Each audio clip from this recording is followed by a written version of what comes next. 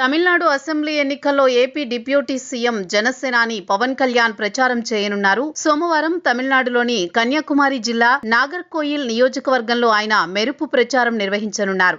అక్కడ భారతీయ జనతా పార్టీ అభ్యర్థి ఎంఆర్ గాంధీకి మద్దతుగా పవన్ రోడ్ షో, బహిరంగ సభలో పాల్గొంటారు. తమిళనాడులో తెలుగు మాట్లాడే ఓటర్లు అధికంగా ఉన్న నియోజకవర్గాల్లో పవన్ ను రంగంలోకి దింపడం ద్వారా గెలుపు అవకాశాలు మెరుగుపరుచుకోవాలని ఎన్డీఏ కూటమి భావిస్తోంది. పవన్ పర్యటన కోసం నాగర్కోయిల్లో భారీ ఏర్పాట్లు చేశారు. ముఖ్యంగా యువత, సినిమా అభిమానుల నుంచి ఆయనకు విశేష స్పందన లభిస్తూ ఉండడంతో భద్రతా కారణాల దృష్ట్యా భారీగా పోలీసు బలగాలు మోహరించారు. ఎంఆర్ గాంధీకి స్థానికంగా ఉన్న మంచి పేరుకు పవన్ కరిష్మా తోడైతే ఫలితం సానుకూలంగా ఉంటుందని బీజేపీ నేతలు ఆశాభావం వ్యక్తం చేస్తున్నారు. పవన్ తన ప్రసంగంలో సనాతన ధర్మం, అభివృద్ధి, పొరుగు రాష్ట్రాల మధ్య ఉండాల్సిన సామరస్యం గురించి మాట్లాడే అవకాశం ఉంది.